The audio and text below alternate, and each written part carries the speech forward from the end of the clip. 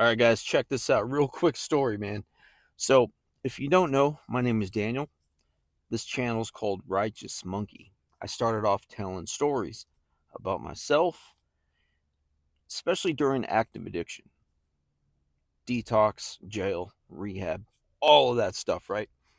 So, I recently started doing interviews, street interviews. Started just meeting people on the street and seeing if they're up to sharing their story. So that's what I've been doing. That's the type of content I've been doing. And so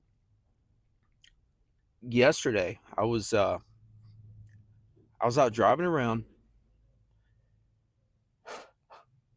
I ran into this couple, this guy and a girl, certain part of town, and I know they both had mental health issues. So it was in the morning, and I could tell they were addicts just by what they were talking about, things they were saying, and just their mannerisms, right? The way they maneuvered and stuff. If you know anything about that life, then you can spot it out pretty easy. So anyway, I approached them, and originally it was just the guy sitting there. I approach him, talk to him for a little bit, and see if he is up to an interview. And he says he was. He said, "Could I smoke?" He said, "Could I smoke during the interview?" And I was like, "Yeah, man, no problem." He's like, "All right, my girl went to go get some blues. I'll be back." Or shoot, he said, "My girl went to go get some blues and she'll be back." So I was like, "Oh, okay, that's what he means." So I'm just sitting there, right? Just sitting there talking to him, probably for like 15 minutes, just small talk. And the times we weren't talking, he was talking to himself. It sounded like he was speaking to somebody else, but he was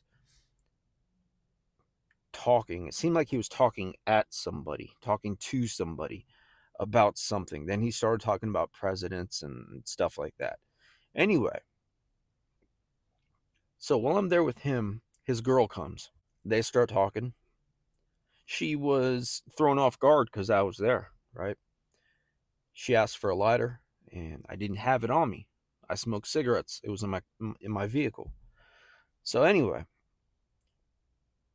it looks like she went to go pick up. She got her stuff, and she went to go meet with her boyfriend. This guy I'm talking to. So they sit down. She busts out the foil, and they try to start smoking blues. Just basically in front of me. So we were on a bench style, this concrete, like long bench, kind of like a wall type thing. So we were sitting down. I was probably about 5 to 6 feet away from them, and they're sitting down, just facing each other.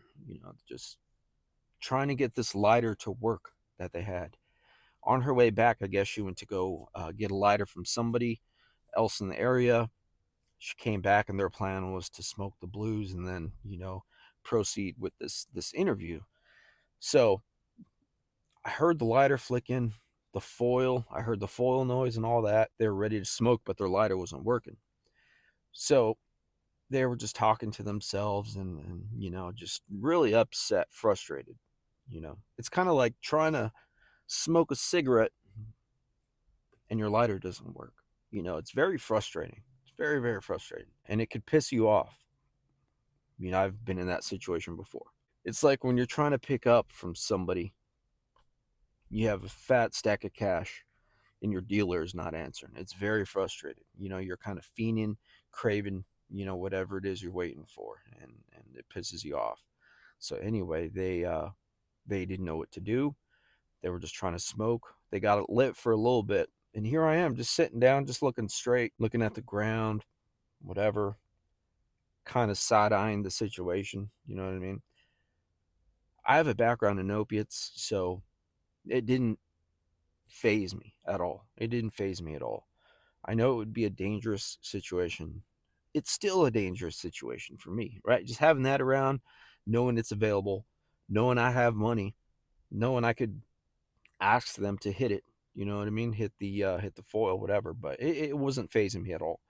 Anyway, so we're all sitting down. They're just like 5, 6 feet away from me, and I could tell this isn't going to happen. I could tell the interview is not going to happen.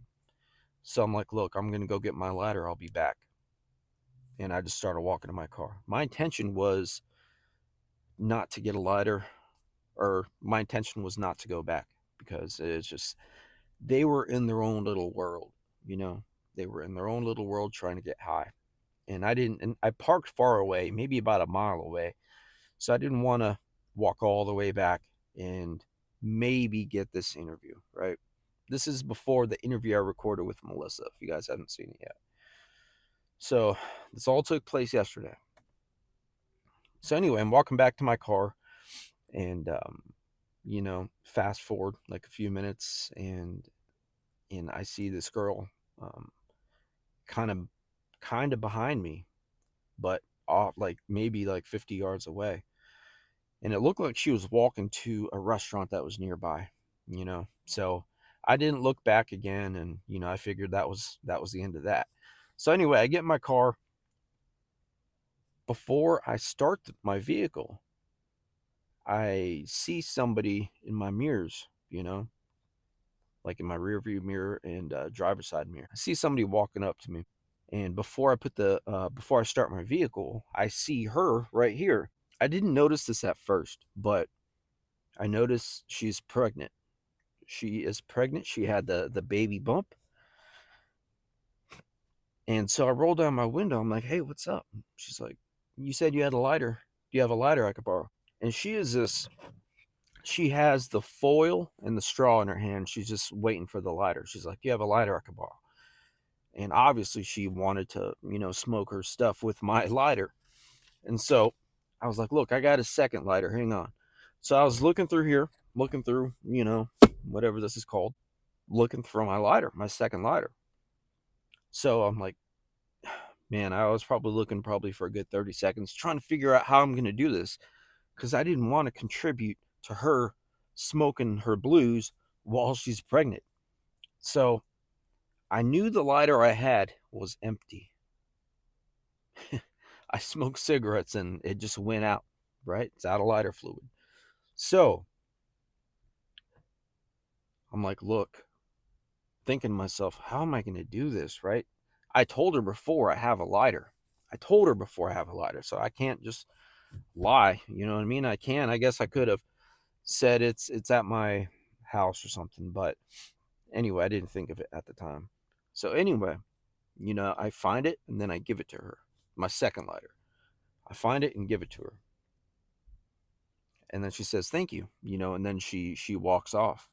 So wait till these cars go by. I don't know why it just distracts me. You know what I mean? So anyway, I give her the lighter and she says, "Thank you," right? And she takes off. So had I given her the lighter with the working lighter, she would have took off. So anyway, I get the lighter that doesn't work. I give it to her. I'm like, "Look, have it. You can have this." So she says, "Thank you," and then she walks off. And then, I reverse and then take off, exit the lot where I was at. And I see her, I'm watching her, knowing she's pregnant, knowing she's about to smoke her blues, right? She kneels behind this wall. I didn't stick around. I didn't want her to come to be like, "Hey, this doesn't work," or anything, right? Anything could happen with people in that mind state. She could have got mad, threw it at me, or something, ran to my vehicle. I didn't wait around, right? But I see her kneel down and try and smoke, and then I just take off smoothly. I didn't try and peel out, nothing like that, cause a scene, blah blah blah. So I pulled a dirtbag move, man.